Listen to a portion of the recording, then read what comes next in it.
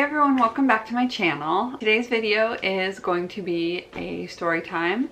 It's been a while since I've done one. I've had this story for a while. I even tried filming it before, but I just didn't like how it turned out and I forgot a whole bunch of details, so I thought I'd give it another try. Today's video is going to be about the time that my friend pulled a gun on me.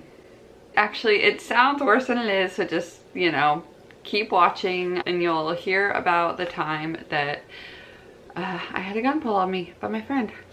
So this story takes place a few years ago. It was in the middle of a snowstorm, and I remember that because it's a little relevant. We don't get a whole lot of snow up here where I'm from. We'll get some a little bit here and there. Usually if it snows, then it, you know, lasts like a day and then it, you know, it doesn't ever stick. But this time I remember it completely like dumped down. There were, you know, blizzards, like the whole town basically shut down. And I remember at this time my best friend Katrina was living with me. I wasn't working at the time and neither was she. She was going to school. So we were home during this whole entire snowstorm. The kids were out of school, obviously, you know, and our husbands, their job didn't stop. So they actually got out of the house every day. And after a couple of days, cabin fever set in a little bit. And Katrina and I had just gotten really bored. So after, I want to say it was about day like 3 or 4 of not really leaving the house at all, we decided to just bundle up, get out and go for a little walk. And we decided to go visit our friend that lived around the corner. It was actually 3 friends of ours lived together just right around the corner. I walked by the house that they used to live in like every day still. They lived in this little townhouse, like I said, just around the corner. And the way it was set up, it was kind of weird. So you walk in, you're in the main level, you see, you know, the living room, the kitchen and all that. And it goes out to a deck because the whole entire house is completely on this like hill, so that by the time you get to the backyard, you know, it's actually open to the basement level. So the basement has like this sliding glass door. And I'm saying this because it is very relevant to the story. Like I said, we go over and we see that one of our friends' car is there. We only recognized one of our friends' car out of the 3 that live there. And we see his car in the, you know, in the parking spot. So we figured he was home. So we ring the doorbell and no answer. So we tried again, no answer. And for some reason, we left our phones at home, so we couldn't call him. And then we were thinking like, what if he got picked up by one of our other friends? What if he is with the other 2 roommates and, you know, they took one of their cars? You know, we figured that was what happened. But of course, Katrina got the genius idea. She was like, well, let's just go around to their backyard and see. Because the way that these houses are is it's kind of like a duplex. So it's like, it's full houses, but it's just 2 of them kind of combined. And they, like I said, they are on this little like hill thing, but there's no fences in between. There's one in the back. So you can basically like walk right into their backyard. It's not like fully fenced in. So like I said, this is relevant. So we walk down the little hill to the backyard and we see that his light's on. And I think, you know, my memory's a little bit fuzzy, but I'm pretty sure Katrina like went down there and like kind of peeked and saw that he was down there and then like came running back up. I don't know why, because, you know, for some reason when we get together we are 12 years old. But we kind of do that a couple of times for like a few minutes and we think it's funny. We laugh every time we come back up. And then we get down there, so we see that he is like playing some computer game or something like that. So he has his headphones on, all that. I remember I had my video camera and I wish that I had the footage of it. I don't know where it is right now, but it was wonderful. I didn't bring my phone, but I brought my camera, of course. I'm filming this. We are like, just like I said, taking turns like going back down there, and we start like taking little like snowballs and like throwing them like, you know, across, you know, so it like flies past his sliding glass window. You know, it's wide open too. So we start doing this and he is just off in space, not even noticing that we're doing this.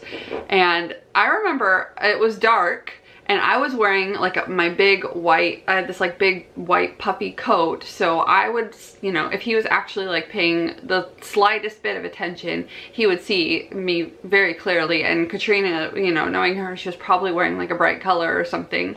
Do this for like a significant amount of time. It was a good, at least I want to say about 10 minutes or so. So at this point we are completely in the backyard, facing the window, completely clear, and he still doesn't see us. We end up like, it gets to the point where we like creep up almost to like, I want to say about like a good 2 feet away from the window before he looks up and notices we're there and gets, you know, of course he like jumps or whatever.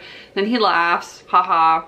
We go in, we hang out, we talk for a little bit, you know, say hi, just all that jazz. And then we end up going home, you know, and of course, like I make like a little Facebook update about talking about how we played a prank on him, and you know, it was really funny. Cut to a few days later, the snow is a little bit better, but you know, people are still kind of like, I'm pretty sure that, you know, school's still shut down and all that. Kind of hard to drive everywhere. I have a little tiny Mazda that would not be, you know, doesn't do very well in these kind of situations. So I know we weren't going anywhere. We were still bored as hell.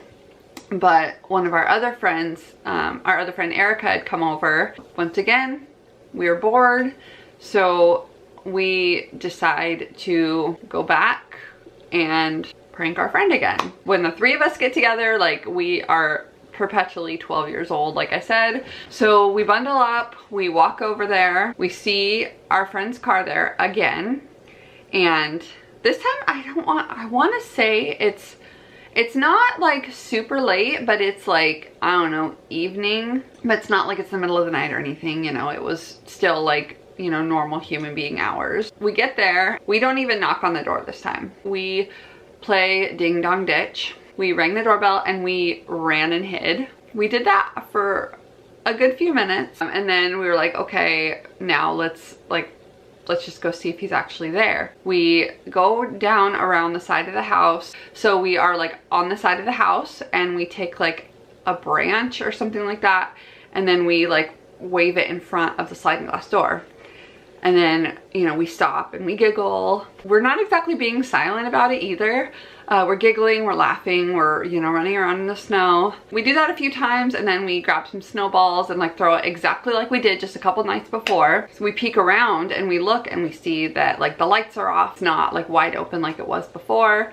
So we're like, is he even home? Like, or is he upstairs? Did he even answer the door when we, you know, rang it? Like we literally didn't even know. At this point, we are down by right in front of the sliding glass door, because it looks like he's not even in his room. And all of a sudden we hear footsteps out there, and we hear this like really deep, muffled like, hey, who's there? And we stop. And I thought it was, for a second, I thought it could have been one of the other roommates, but then I knew his voice really well, and I didn't think it really sounded like him.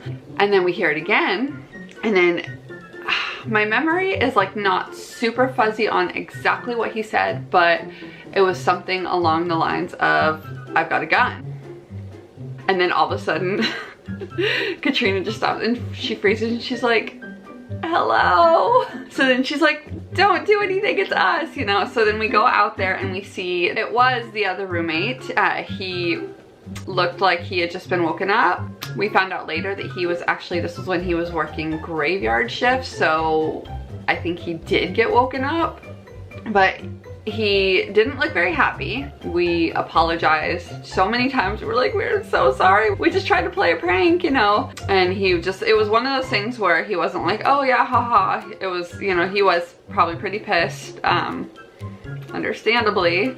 We left after that. I don't even think we ended up seeing our other friend that we went there to go prank. We gave him tremendous amounts of crap about that later on, because it turns out that he had gone upstairs after hearing all those noises. He had gone up and woken up his roommate and said that he heard noises. And to this day, I don't even know if our friend even had a gun or not. He said that he did, but I'm not exactly sure if he did.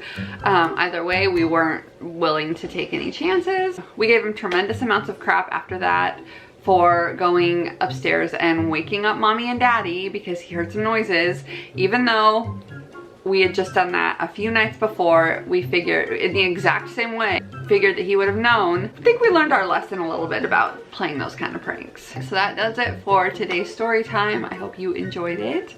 If you liked it, go ahead, give it a thumbs up. Go ahead and subscribe to my channel. I do story times every so often.